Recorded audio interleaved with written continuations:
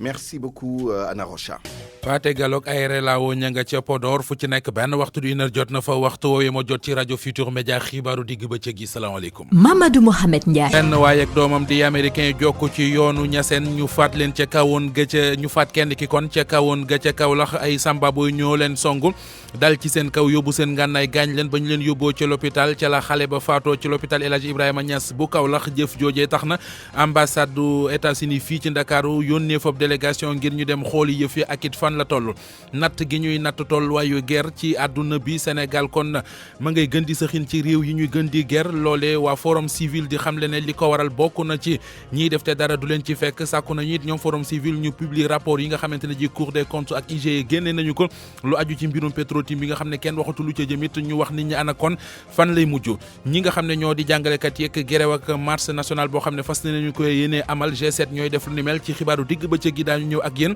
ci li waral coow lee gitoo gi mu di protocole d'accord boo xam ne ñoom jàngalekat yi signé woon nañu ko ak gouvernement bu Sénégal atum 2018 la woon te ñu gis ne am na yu bari yoo xamante ne ji wàccoowuñu ak ñoom loolee mbokk yi mooy tax ñu xabaar yi buñ ko tàqar ñi bu nuppi daañu ànd ak soxna Anna Rocha Lita Lopez Faye ci xibaaru biti réew yi lu ciy gën a fa soxna si jaxasoo gi ci langue politique bi ca Guinée Bissau PAIGC mer bay futu ndax li CEDEAO félicité ki di Umaro Sissoco Embalo jàpp ne moom moo jël raw gàddu gi ci ñaareelu pàcc élection présidentielle bi ñu fa doon amal foofee ca Angola gannaaw ca wala Luanda Leaks Isabel dos Santos léegi leer na yoon dina ko toppee ndax mbirum fraude ak blanchiment d'argent ca Chine nag am na léegi ñaari diwaan yoo xamante ne dañ leen ber ndax épidémie coronavirus bi nga xamante ne faat na ba fu ñu toll nii fukk ak juróom-ñaari nit. ginnaaw biti réew tàggat yaram Cheikh Tidiane Diagne luñ ci mën a jàpp. danañ taxaw càmbar doxalinu génération foot ak jàmbaar ci gile championnat ndax gis nañu ren gi daal ni nga xam te moom lañ tàmmalee baaxu ko ci anam yi nga xam te ne moom lañ nekk tàmmaloon ba tax ni fi mu toll nii dinañ ci gëstu ànd seeg Soda Thiam leneen li nga xamante ne fas yéene ko kon boo ko waxtaanee ci xibaaru tàggat yaram yi moo di Burkina Faso mi nga xamante ni xam na am na ñan lay tasel kon bokk ci yooyu les qualifications mondiales di ngeen si déglu ki di Arena Traoré di kenn ci jouru Burkina Faso Liverpool Wolverhampton tey jii ci ngoon lañ koy dal di amal ngir jeexal lii di 24e journée bu championnat bu Angleterre. xibaaru digg bëccëg gi ci rajo Futur Média ginnaaw biti réew ak tàggat yaram dinaa leen jukki las lëf ci yëglekaay yi xëy di génn bés bu nekk bu ñu ca noppee ci xibaar yi nga xamante ne ji jagleel nañ ko ziyaara bu Ceerno Seydou Nourou Tall tey jii kon la ñuy tàmbali yooyu le xibaar Seydou Nourou ba maa ngi lay nuyu. jaajëf Modou Mohamed Ndiaye di la ziar bu baax a baax. bu weesoo symposium bi nga xam ne danañ ko ci amal tey jii jëmee ko ci jikko yeeg ni muy yàqoon nees ko mën a saafara jaare ko ci alxuraanul karim waaye waxtaanee dunduk Ceerno Seydou Nourou Tall loolee mooy ponkub symposium bi aju ci 40e édition ziara bu famille omarienne tey jii ci alxames yi lay door ana lu ñu mën ci mën a jàpp ci xibaar. waaw ren li ñu waxtaanee di crise des valeurs maanaam jikko yàqu yi ak yi nga xam ne dafa ñaaw ñenn ñi di ko amal ci mim réew soxal na bu baax a baax ñi fi ñëw di ut si ay ñaan ci xabru Ceerno Seydou Nourou Tall ak Ceerno Mountaga Tall Oumar Mbaw waxtaan ak ñoom reportage ci kanam incha allah ba tey ci wàllu xibaar Salimata Aw dem na seeti ñi fi taxaw ngir bàyyi xel cet gi li ñu wax campagne zéro déchet dafa yegg si moom tam ci kanam reportage am das ko jaaxale ci diggante bu rafet bu jéggi dayo diggante Ceerno Seydou Nourou Tall ak sëriñam di Seydi Hadji Malick Sy oustaz Pape Makhtar Kébé dinañu ko wax ci biir xibaar yi incha allah. incha allah Seydou Nourou ba ci kanam tuuti lay doon ci xibaar yi ñu jagleel ziara famille omarienne Aliou Ba moo nekk ci machine bi ci kàddu gi mbokki nuyu leen rafet londe beeg rajo Futur Média nañu ko junjee woon ca bopp ba rek la ñuy duggee ak yéen ci yàkkali gi dooree xibaaru digg bëccëg ak li xew fële ca Kahone ga ca Kaolack en direct ci journal bi Ibrahima Diame maa ngi lay nuyu. jërëjëf Mohamed maa ngi lay fay bu baax. li ñu seetlu moo di ñaari doomi Amérique yoo xamante ne ji dañoo jokk ci yoonu Cheikh Al Maulana El Hadj Ibrahima Niass maanaam i taalibe Niassène lañu ñëwoon foofee ca Kahone ga ca Kaolack ay samba boy songu leen gaañ leen ñu yóbbu leen l'hôpital yàlla def kenn ka faatu ci mu mel ne kii ci desit mu di bàyyi ba léegi kon ma nga ca loxoy docteur ñu nekk ci mpajam luñ ci mën a jàpp ni xibaar bu weesoo loolu. dëgg la Mohamed ni nga ko waxee noonu la amee li ñu mën a jàpp ci lu bees nag moo di ne ñi nga xam ne ñoom ñooy consul États-Unis bi nekk Dakar seen consul bi kon ñëw nañ sànq ci hôpital nag seet si ko fi mu toll nii Badji mu ngi tëdd ci lalu hôpital ñu ngi koy toppatoo fi nga xamante ne moom mooy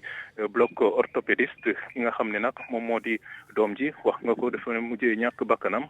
délégation bi tamit dem na foofu noonu ci morgue bi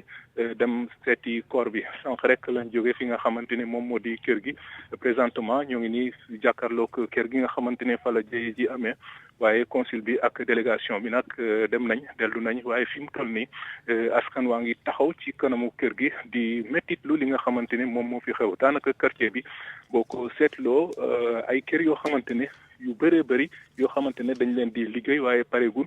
ñoom ñoo fi ëpp ñoom ñoo wër kër gi nga xamante ni sax fa la waa ji dëkkoon boo xoolee buntu bi dafa taq deret xam naa brutalité li nga xamante ni moom moo di attaque bi moom moo feeñ foofu noonu le boo taxawee ci kanamu buntu bi nag di nga xaw a yéemoo Mohamed xale yi ak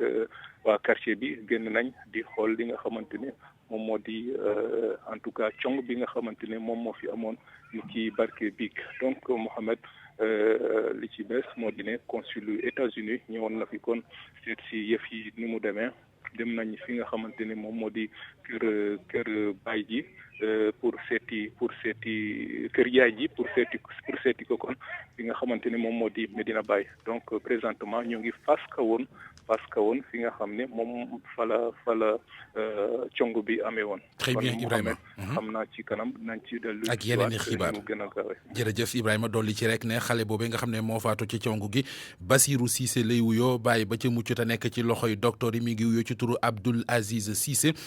ñi nga fekk baax réewum Amérique di taalibe Niassène ni ko Ibrahima Diamé waxee ambassade bu États-Unis fii ci Ndakaaru am na délégation boo xam ne yónni nañu leen ca Fass Kawoon ngir ñu dem xooli seen doom joojee faatu ak seen jeneen doom ji nekk ci ay jafe-jafe ana situation bi kon nan la demee dem ba ca diwaanu Casamance ak cong goo xamante ne ji am na ca àllub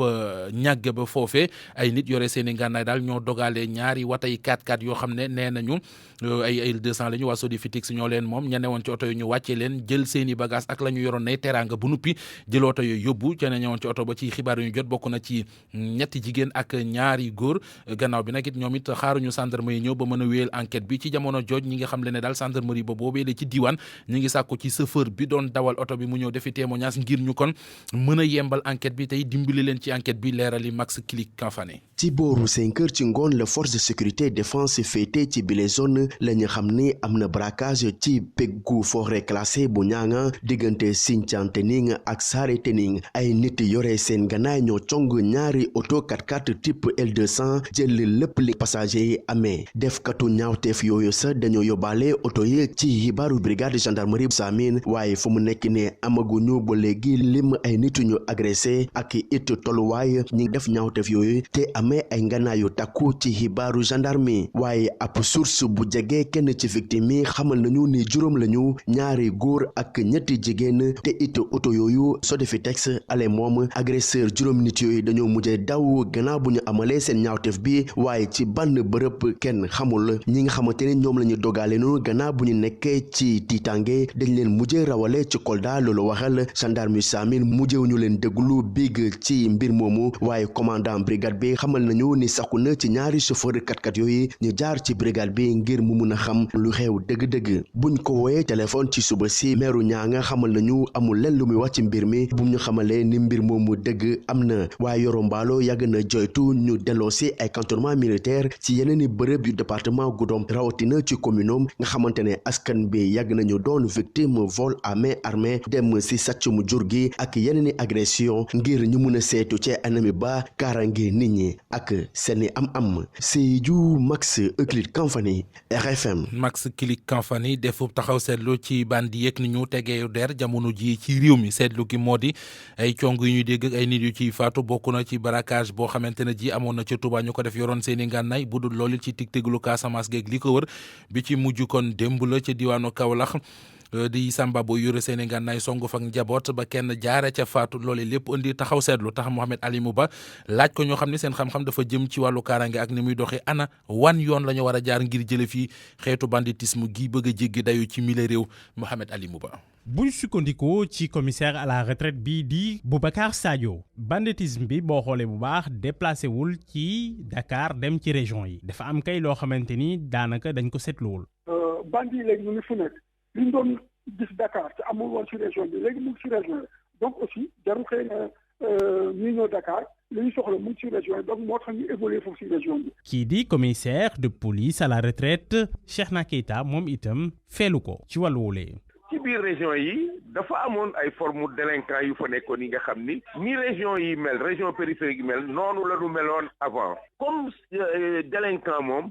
comportement mooy jël alalu jàmbur lu mu moomul la def ay agression dóor dal ci nit pour une raison ni ñu ko doon defee avant ñu changé ko léegi ni ñu ko changé nag dafa leen di yóbbu seen comportement seen défi seen doxalin nuroog doxalinu ñi nga xam ni ñoo seen naataangoo yi nga xam ni ñu ngi ci capital bi ak li ko wër loolu moo fi nekk lu bees. kon léegi lan lañ war a def ngir banditisme boobu wàññeeku ci région yi commissaire Boubacar Sadio. donc vraiment il faut ñu xalaataat mbir mi te nee naa gendarmerie ak police ñoom rek mënuñu régler problème bi il faut ñu dugg ci askan bi nag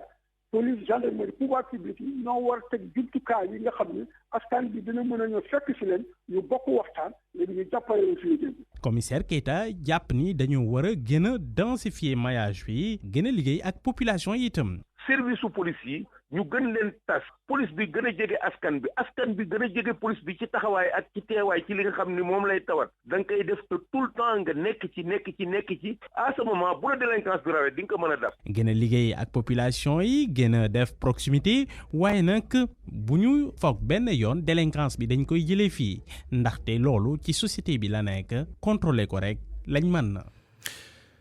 ngeen yànd ak rajo Futur Média di déglu xibaaru digg bëccëg gi benn waxtu du une heure dem na ba fegg fukki minute ak ñaar.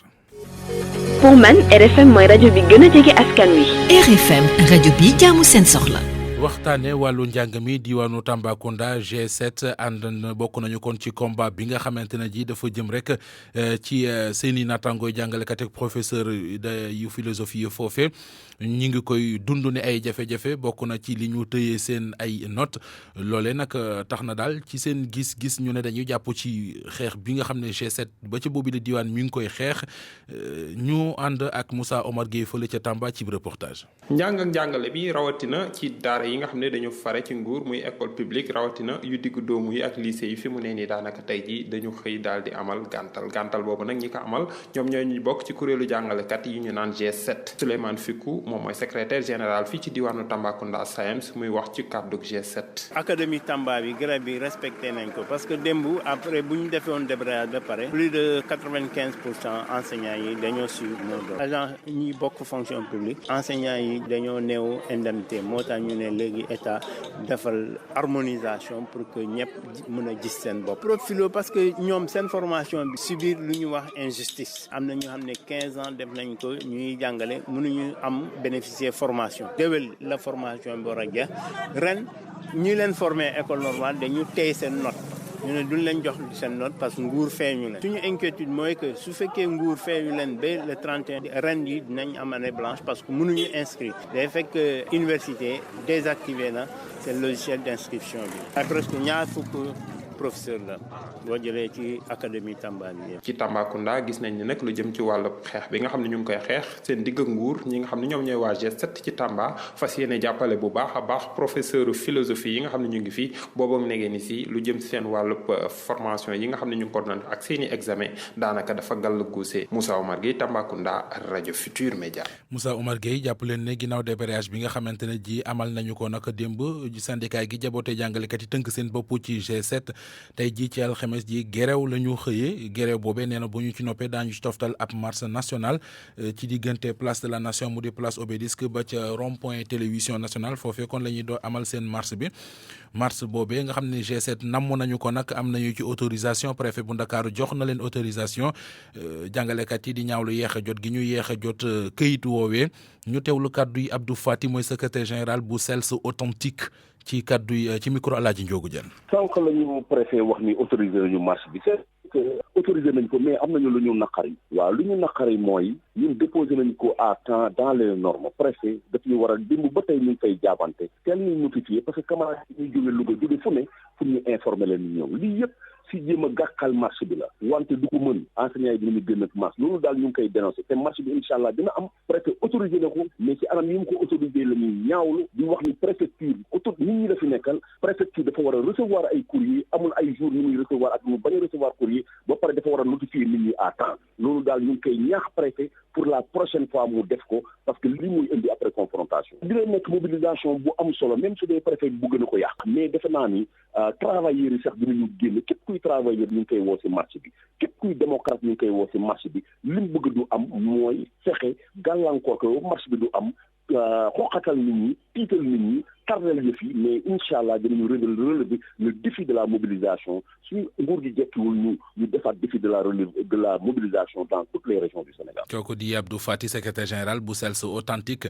ñoom jàngalekat yi li ñuy ñaxtu ba tax ñu fas yéene soobu ci déwante bokk na ci protocole d'accord di déggoogu doxoon seen digg gouvernement bi atum 2018 la woon te ba léegi ca bari jëfewuñu ko baab ak jëfin wa des na loolee mooy li leen miti ñu ànd ak Alaaji Njóogu Jën defuk fàttali ci protocole d'accord bi waral coow li ana lañ ca dëxëñ dëgg-dëgg. déggoo yooyu ñi ngi ko xaatim bésu fanweeri fan ci weeru avril 2018 ci xaaju guddi gannaaw ay waxtaan yu yàgg jiite ko premier ministre bi woon jamono jooju Mahammed Boun Abdallah Dionne te nekk jamono ji secrétaire général bu présidence de la république nguur gi daal di ci xamle ne dina yokku indemnité dëkkuwaay bu jàngalekat yi jële ko ci fukki junni ak ñaar yóbbu ko ci ñaar fukki junni ci anam yi ñu ko tëralee maanaam ñetti junni lu ko dale benn fan ci weeru octobre atum 2018 yeneen ñaari junni lu ko dale benn fan ci weeru janvier atum 2019 ak yeneen ñetti junni ñu ko danee benn fan ci weeru janvier atum 2020 lu jëm ci wàllum régime indemnitaire nguur gi nag dafa xam ne dina taxawal genn kuréel gu muy bokk ak syndicat yi su ko defee ñu càmbar li tukkee ci étude bi ñu doon amal jëm nag ci période boo xam te ne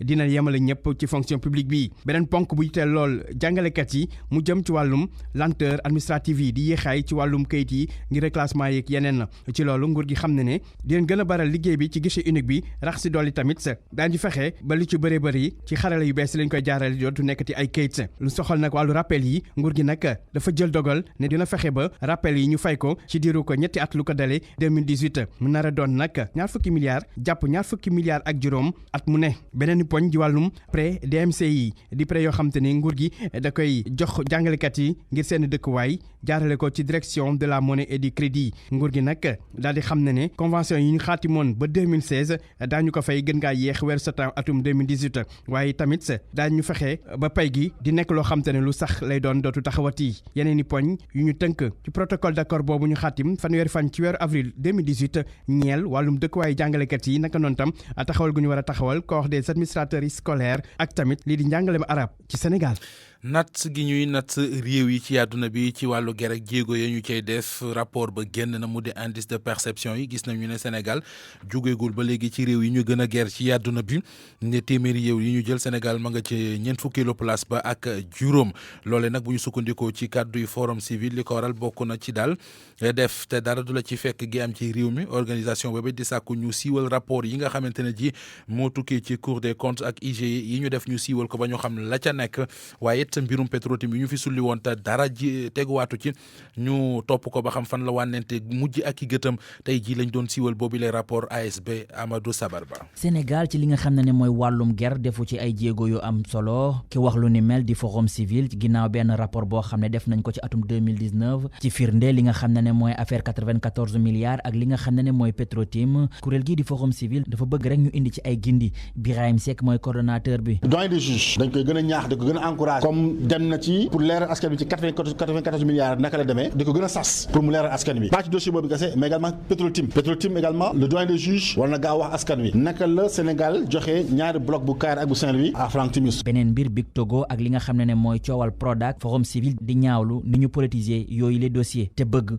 ñu wax askan wi li ci nekk dëggantaan. Sénégal yi tey bëgg nañu xam convention de financement clause yi lan la ñan ñoo ko signé Locafrique naka nañ ko choisir ñaata la ci am montant bi ñuy wax 29 milliards du 29 milliards montant bi nekk en jeu 36 milliards de francs CFA le Sénégal engagé wu lu sérieux la loo xam ne dañ ko war a leeral bu ñu ko politiser mbiru Big Togo yi jox nañ fi ay passeport indemnisé ko toll ci 12 milliards yoo xam ne du yoon jaarul benn yoon tey mu également ñu xamal nañu jox nañ ko marché boo xam ne moom bokkuloon ci compétition bi à 30 milliards de francs CFA. ci xeex lépp li nga xam ne mooy guerre organisation bi dafa bëgg rek ñu publier rapport yi nga xam ne Cour des comptes jot na ko ak waa IGE. fexe ba président Cour des comptes IGE ñoom ñëpp ñu joxe suñuy rapport ñoom dañu ko yoreel loi moo leen wax ne nañu jox suñuy rapport. beneen bëgg-bëgg bu forum civil ñu indi ay leeral ci financement yi nga xam ne moo jëm ci baykat yi ak tamit marché building administratif cité de l'émergence centre international bu Diamniadio ak marché bu port bu Bargny.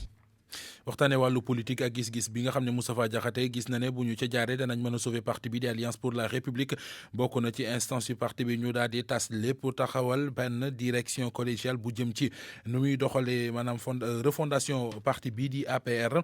ci gis-gisam loolee moom président groupe parlementaire Benno Bokk Yaakaar ba woon mooy li nga xamante ne ji kon mën nañu ko maanaam mën nañu caa jaar ngir taxaw APR mu di xalaat bopp mi ngi ko génnee tey ji ci page Facebook am ci suba gi Georges Déthié Diop. ni ko turu mouvement bi wane Moustapha Diakhaté li mu bëgg moo di ñu refonder Alliance pour la République APR te ngir ñu egg foofee man ko taxaw sunu APR teg ci taabal bi ab plateforme revendicative bu juróom benni poñ bokk na ci ñu tas secrétariat exécutif national bi ak structure ak organisme yi nekk ci biir parti yëpp tegandi fi ab présidence bu parti bi taxawal ñaari vice présidence kenn ki fas yéene doon ab jigéen ak benn coordonnateur ak ki ñu toftal ci moom ci lu leer ñu recommencé waat zéro ci loolee nag Moustapha Diakhaté li mu bëgg moo di ñu teg fi ab direction bi nga xamante ne ab direction collégiale bu négandiku bi nga xamante ne mooy saytu lépp lu jëm ci wàllu refondation boobee ca APR ki fi nekkoon njiital groupe parlementaire Benno Bokk Yaakaar wax ci doxalinu parti bi ñu war a tënk responsabilité yi ak pouvoir yi ci biir parti bi jaarale ko ci démocratie samonte itam ak statut yu parti bi ak règlement intérieur bi naka noonu charte bu réseau libéral africain ak international libéral taxaw it buñ ca noppee nag ñu taxawal jaarale ko ci démocratie ay structure ak ay instance nationale yi nekk ci bopp ba parti bi loolee yëpp nag li ko waral Moustapha Diakhaté dafa jàpp ne fukki at ak benn ngi ni Alliance pour la République ni muy doxee dafa mel ni pëccëxoo ab parti bi nga xamante ne xuloo ak xeexoo ci wàllu place ba ca dul jeex moo fa ne te loola ca suuf ba ci bopp parti bi Moustapha Diakhaté yokk ci ne man koo taxaw suñu APR li mu bëgg moo di soobu ci ni ñuy taxawalee ab APR libéral ab APR bi nga xamante ne démocratie moo koy lal patriotisme panafricanisme ak itam jëm kanam ubbeeku te lépp li nga xamante ne mooy lu jaarul yoon du fa amati maanaam ab parti bi nga xamante ne ay fan club ñoo fay ne ak itam parti bi nga xamante ne farandoo fës na ca sukkandiku ci waaso wala ci diwaan gi ñenn ñi dëkk man koo taxaw suñu APR jàppee boppam ni ab mouvement bi nga xamante ne dafa ubbeeku ci ñëpp te pour nga dugg fa laajtewul ab carte d'entrée. RFM bitim réew. Anna Rocha la ñuy dalalaat Lita Lopez maa ngi lay nuyuwaat. maa ngi dellu di la ziar Mohamed Ndiaye. Aïcha ñu ànd ak yow ci xibaari bi réew yi ba benn waxtu di 1h demee ba fegg ñaar fukki minutes ak ñaar doore ko réewum Guinée Bissau mu mel ne kon réeroo ga ca wàllu politique ga foofee ma ngay wéy ba léegi. loolee gën a benn weer gannaaw bi ñu fa doon amal ñaareelu pàcc élection présidentielle bi foofee te commission nationale électorale ba nee na kii di Umaro Sissoco Embalo moom moo jël raw gàddu gi waaye ba tey coow la baa ngi naan kur CEDEAO moom daal dina félicité kii di Embalo waaye loole waral kon waa PAIGC ak ñi ànd ak Domingos Simões Pereira daal di mer bay futu jamono yi ndax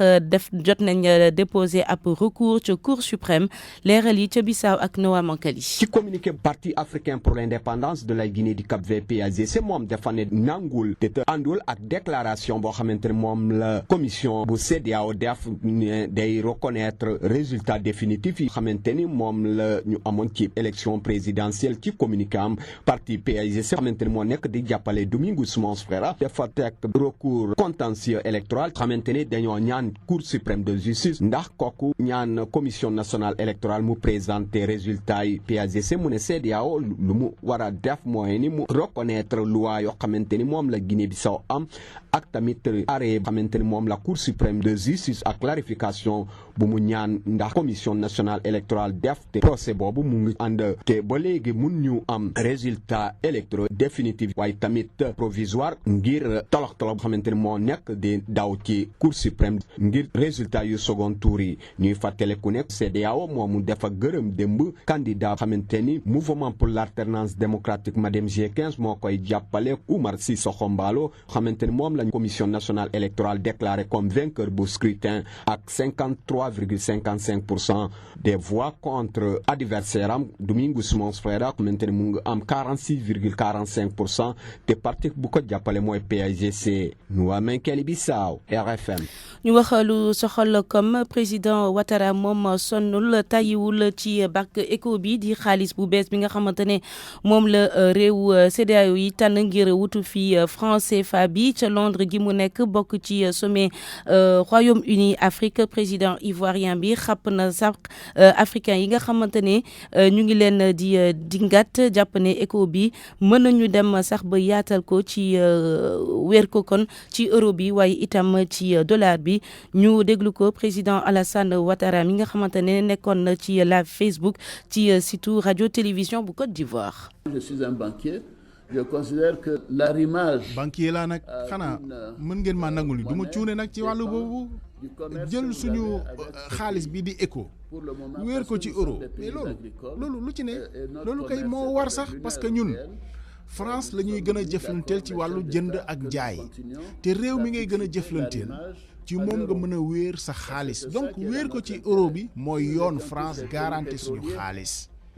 Maintenant bu doon ñun pays pétrole la ñuy defar pétrole mais xaaral ma wax leen Arabie Saoudite moo ëpp doole boo boolee juróom-ñetti réew yi UEMOA yëpp Arabie Saoudite dafa am xaalisu boppam pourtant da ko wéer ci dollar américain la Arabie Saoudite wéer xaalisam adduna bi noonu lay doxee ëllëg ñun bu ñu demee ba am ay pays yoo xam ne nii pétrolier lañ comme par exemple bu ñu gën a fekk see ci éco bi génne ni pays mën nañoo jël suñu xaalis bi di éco wéer ko ci euro bi wéer ko ci dollar ñaar yëpp mën na ne lu mën a nekk la man waxi kasaw yi ñenn ñi di wax taluma ko sax nañu continuer di xarab intéressé wu ma nañu wax. man nekkoon naa nag directeur général FMI ak yooyu du ma cuune nag xam naa liy njëriñu sama réew te loolu moo ma intéressé du leneen. Système qui marche. Alassane Dramane Ouattara président bu Côte d'Ivoire Abdoulaye Cissé moo doon tekki kàddoom yooyu. ñu dem fële ci Angola Isabel dos Santos moom ñu ngi koy tuumal ci lu amul benn sikki sàkk fraude ak blanchiment d'argent. ci dëgg-dëgg Mohamed Ndiaye moom femme d'affaires bi liñ koy tuumal sax dafa bëri procureur général bu Angola wax na ne bu weesu kon fraude ak blanchiment d'argent bi moom Isabel dos Santos war na itam wax ci mbirum détournement de fonds maanaam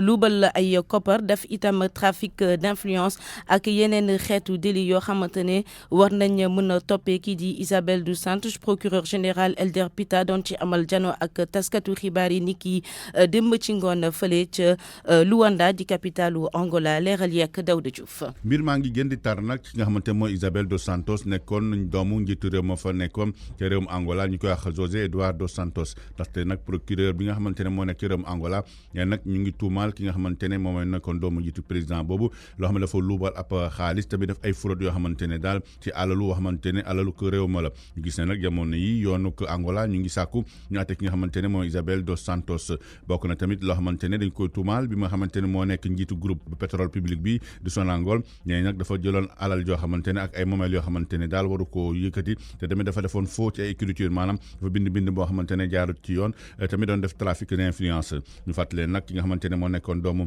dos Santos moom nag liñ ko gisee jiite woon na Sonangol fukki weer ak juróom-ñett ci atum 2016 ci weeru juin bi ñu gisee nag bokkoon na ci ay compagnie yu bëri yoo xamante ne compagnie ku réewum Angola la moom moo lañ jiite woon gisoon nañ ne sax moom dugaloon loxoom ci ay société am dañuy yëngatu mbirum téléphone mbirum mine te tamit gisoon nañ ne ay groupe yu bëri yu nekk ci réew ma ak tamit ca Portugal moom daal gis buñ ko doon lim ak ay mbirum ay banque dañoon gis ne moom xaalisam dugg na ca lu nu mel nag moom doom si nga xamante Isabel dos Santos nag moom nee na li ñuy koy tuumal nag dara mu ci mbir mi nag politique boo xamante ne dañ ko weer ndaxte moom dafa bëggoon bokk si jiite réewum Angola gis na nag jamono yi yoonu Angola moom nee nañ am nañu pexe yëpp daal pour jëlee ki nga xamante mooy Isabel dos Santos fa nga xamante ne fa lay nekk maanaam diggante Angleterre ak Dubaï pour indi ko fi nga xamante ne moom moo nekk ca Angola pour atte ko ñu gis ne nag moom ba papaam jógee ci nguur ga ci atum 2017 ba léegi moom nekkatul ca réew Angola.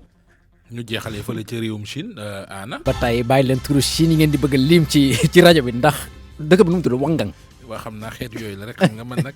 njóobeen tay laa gën a miin ci yi mu fi tudd. nga noonu Ndiaye. lépp aana la rek. waaw ngir ñu xam moom fu mu toll nii reetaan nga booy jooy ba simi veeri sànni ndax wangal. ay ca Cheikh ñu ñëw ak yow ci wàllu tàggat yaram yi ak it jàngat boo xam ne mu di diagnostic bu ñu def jëm ci génération foot ak jàmbaar ci wàllu Ligue 1 bi. ndax ñaari club formateur la ñu yoo xamante ne ji daal seetlu gi mooy. dafa mel ne ngir ñu yokk seen daraja seen dayoo ci. championnat bi 6 journées yu ñu def. gisuñu ko ci maanaam wanewuñu seen bopp. maanaam daal seen mbir mu ngay sooxe ndax jamono ji fa ñu féete ci classement bi daanaka baaxul te bokkoon nañ ci équipe yi nga xam te ni at gu ne dañ leen daal lim loolu nag li ko waral moo di ay club formation lañ ba pare nekk ci jënd ak wala bokk njaayum jour xëy na loolu bokk na ci li nga xam te ni daal moo leen daal di gàllankoor kii di Soda Thiam nag moom jot na seq waxtaan ak ñi nga xam te ni seen xam-xam dafa màcc ci mbir mi. gannaaw juróom benn fan ñu gis ni am na ñaari club bu académie yoo xamante ni nag fi mu nekk nii xàmmee guñ leen mu di jàmbaar ak génération foot ñaari club yooyee nekk amaluñu ndorteel gu rafet ci saison gi ñu nekk booy xool ci fukki poñ ak juróom-ñett yoo xamante ni mënoon nañ koo am ñaari club yooyu le juróom-ñaar képp lañ ci daal di am technicien bi di Tassirou Diallo di ci àddu. ko waral mooy que ne dañuy préparer ay footballeurs mais préparer wuñu leen pour championnat wu Sénégal dañ leen di préparer pour ñu dem monnayer leur talent dem ji bitim réew te joueur bi aussi loolu mooy nekk ci xelam chaque fois su nekkee ci équipe bu mel ni Jàmbaar wala équipe bu mel ni Génération Foot wala Dakar Sacré-Cœur ñoom seen problème moom mooy que ne dama bëgg nekk fii mais su ma feeñee rek dama war a dem jouer ji seen bët teguñu ko fii ci championnat bi ñu ngi ko teg ci biti moo xaw a retardé tuuti le football des académiciens. journaliste sportif ba nekk ci agence de presse sénégalaise bi nag moom Génération Foot la gis ni moom moo gën a nekk ci tolof Salif Diallo nag dafa jàpp ni club bu Déni Biram Ndaw googule la mu joxe ñeel compétition africaine yi ñu génn moo bëri waral li ni mel. parce que génération boo xoolee bu baax daaw benn défaite rek la ñu am championnat bi mais soo xoolee bu baax aussi seen saison bi dañu teel a commencé seen saison pour man dañu sol mu nekk ni dañu sol Jàmbaar bu ñu fàttee ne Ligue 2 la jógee donc boo jëlee loolu yëpp nga boole ko loolu mën na expliquer seen début saison difficile mais naam c'est vrai que bon li gëjoon nañ ko gis nag benn championnat boo xam ne génération fu bokkul ci deux premiers wala ci jël première place. fi mu nekk nii nag Dakar Sacré-Cœur mi nga xam ni mu ngi ci ñetteelu place su classement bi ak fukki poñ ak benn moom ba léegi ma ngay doxal waaye nag Jàmbaar ak Génération Foot faw ñu xoolaat seen bopp bu fekkee bëgguñu ñàkk lañ leen xamee woon. ñu waxtaanee lu aju ci Burkina Faso ak it chance yi nga xam ne am na ko ngir mën a qualifier ci coupe du monde Qatar 2022. ñoom nag gannaaw ba ñu defee tirage bi waa Burkina Faso googu la ñu ngi ci groupe A bi ànd seeg Niger Djibouti ak itam Algérie mi nga xamante ni moo di équipe championne d'Afrique doon équipe bi nga xamante ni ci groupe boobu moom moo di favori waaye teewul ba tey waa Burkina Faso ñoom jàpp nañu ni am nañu seen chance ngir mën ci génn loolu nag moo di kaddu Alain Traoré di joueur nekk ci Renaissance sportive bu Berkane foofu la ca Maroc ñu déglu ko ci waxtaan mu jot a seq ak Babacar Fall. c'est un tirage. tirage bi moom mën nañoo jàpp ni doonul tirage bu yomb ndax boo bokkee pour équipe bu mel ni Algérie di équipe championne d'Afrique loo ci mënta wax rek moo di équipe favorite bi waaye nag ñun nag ñu ñooy waa Burkina te am nañu tamit yaakaar ni ci poule bi xëy na am na ñi nga xam te ne bu ñu ko defee rek war nañ cee mën a génn ndax lu yàggul dara ñu ne ko waa Algérie bokkoon nañu groupe waaye gis nañu ko écart bi suñu diggante ak ñoom taxul ñuy wax donc ku ci nekk am nga sa chance pour war a mën a kon bokk dóor sa morom waaye lu ci mënti am rek